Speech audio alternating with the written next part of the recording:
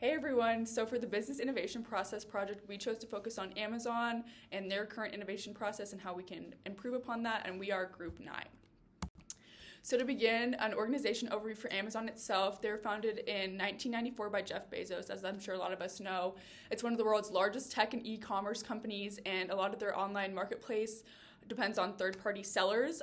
They own a lot of different retailers such as Whole Foods, and they also run AWS, which is a leading cloud computing platform.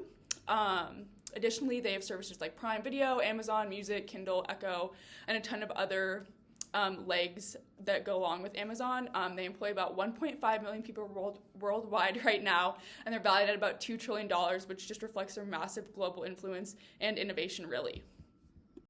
All right, now let's quickly talk about the current state of Amazon's innovation process. Amazon's innovation is driven consistently by constant experimentation and a strong customer focus. They use tools like working backwards, press release methods, and small two-pizza teams that are able to work independently of each other, as well as a six-page narrative memo system instead of standardized meetings to increase their innovation output. Ideas are typically evaluated through a customer value, feasibility, and long-term strategy. They are consistently customer-obsessed in their innovation process. So obviously their projects are going to get funded based exclusively really on customer impact. They're not just about profit, they're largely about how well it's going to serve the customer.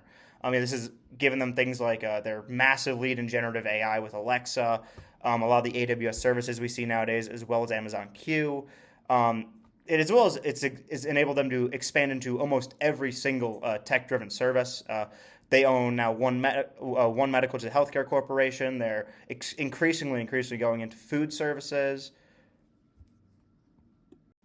So one of the main reasons we chose Amazon is because my dad works for AWS and he is the global channel reseller for Amazon. As part of his job, he does a lot of international work, and he really feels like Amazon really supports creativity. Like Matthew mentioned, their innovation steps is really highlighted throughout his job. They don't view innovation as a setback, but more as a stepping stone to know what works for them and what doesn't work for them.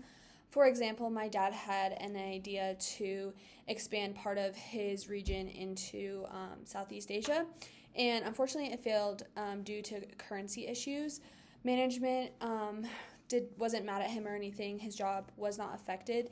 It was just viewed as, well, we know that doesn't work, and if we try to expand into another country, we have to focus on currency more. So it was more like a lesson learned than a setback.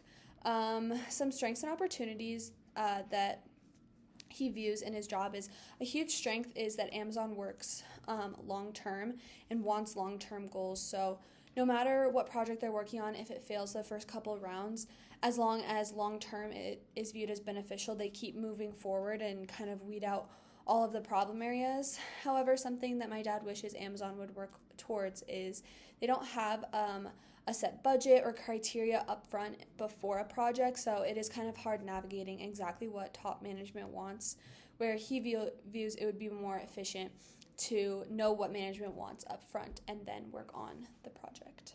So yeah. After analyzing Amazon's innovation process, we determined some of the pros and cons. The first pro we found is that Amazon is customer focused, and their working backwards technique really ensures that ideas solve real customer needs. They are also fast empowered teams, so their small two-pizza technique has teams experiment quickly without the hierarchy. And Amazon also supports risk-taking. Failure is accepted, and it encourages bold ideas and rapid learning. It is also easily scalable and has strong logistics, data, and cloud systems that allow global expansion of new ideas. Finally, Amazon has a long-term vision, which has the willingness to invest in big, risky projects without the short-term pressures. Some of the cons we found is that Amazon's high-pressure culture leads to intense expectations, which cause stress, burnout, and poor employee retention. Also, over-experimentation. Too much experimentation can be overwhelming, and it can also lead to failure. And this cost of failure can be really harmful because when you're encouraging frequent failures, it can be very expensive when these big projects collapse.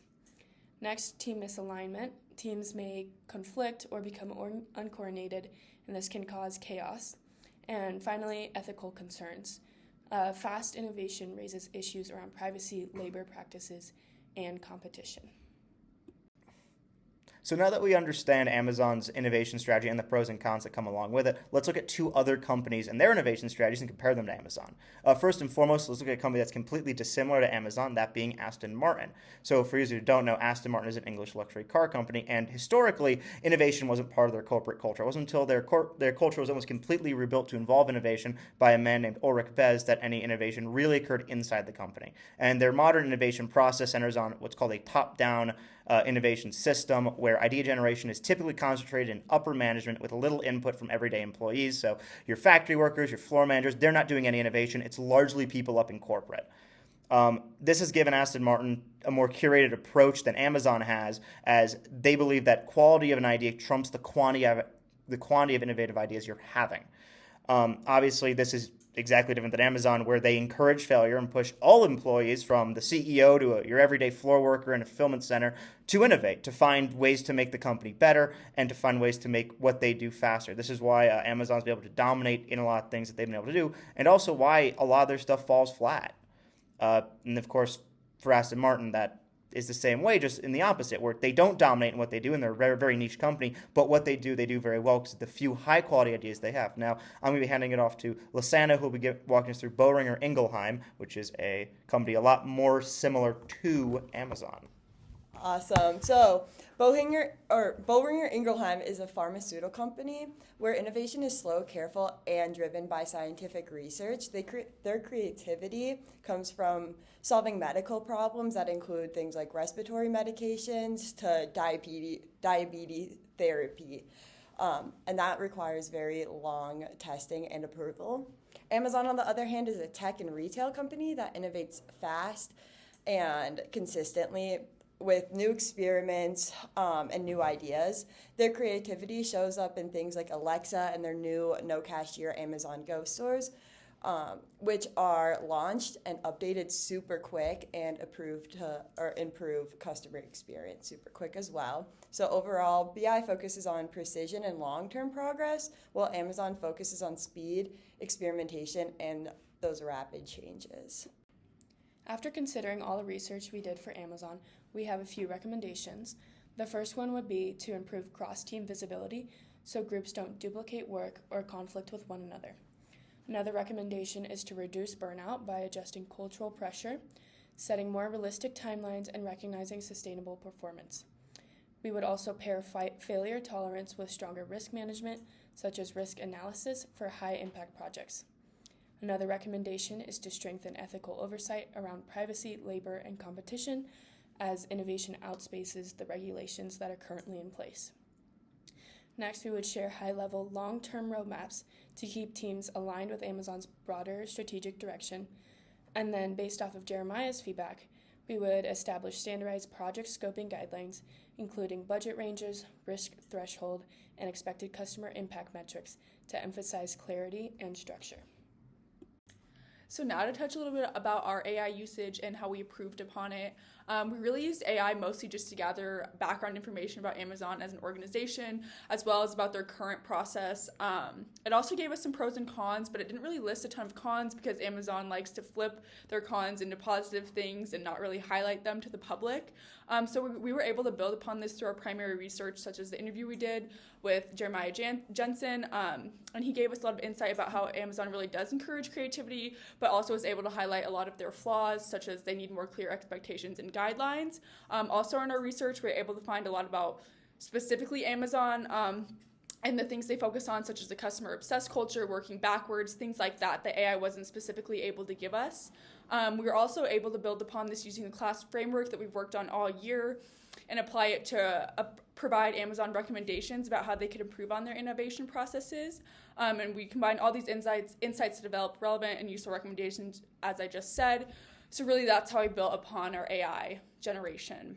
And now to finish up, this is our sources. Feel free to take a look at them. It's a lot of our primary research as well as our interview with Jeremiah Jensen. So thank you guys so much for listening, and goodbye.